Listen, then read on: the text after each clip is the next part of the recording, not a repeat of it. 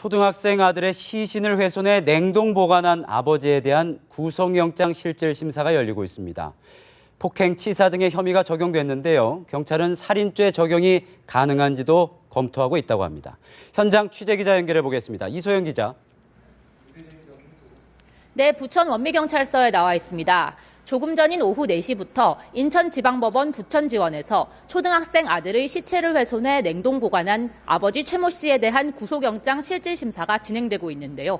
1시간여 전 경찰서를 나선 최 씨는 신경을 묻는 취재진의 질문에 고개를 숙인 채 아무런 대답도 하지 않았습니다. 경찰은 최 씨에 대해 우선 폭행치사 혐의와 사체 손괴, 유기 혐의 등을 적용해 구속영장을 신청했습니다. 최 군은 아버지로부터 반복적인 체벌을 당해온 것으로 조사됐는데요. 아버지 최 씨는 아들이 말을 잘 듣지 않아 자주 때린 사실은 시인했지만 목욕을 시키다 넘어져 숨졌다며 살인 혐의에 대해서는 부인하고 있습니다.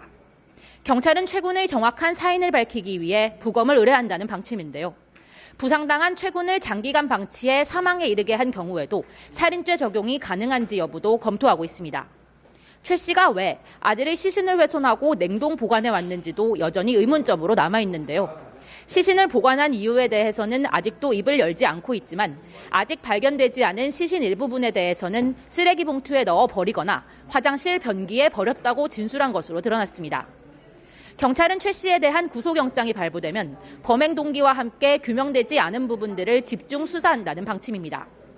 앞서 경찰은 최 군의 어머니를 아동복지법 위반 혐의로 구속해 강도 높은 조사를 계속하고 있습니다. 최 군의 어머니는 아들의 사망과 시신 훼손 사실을 뒤늦게 알았다고 진술하고 있는데요. 딸의 육아가 걱정돼 아들의 사망 사실을 경찰에 신고하지 않았다고 답했습니다. 한편 최 군이 지난 4년간 학교에 등교하지 않고 종적이 묘연한 상태였는데도 학교와 지자체, 경찰 등에서는 전혀 파악하지 못한 것으로 드러나 장기 결석 아동 관리 체계에 큰 구멍이 생겼다는 지적을 받고 있습니다. 부천 원미경찰서에서 연합뉴스 TV 이소영입니다.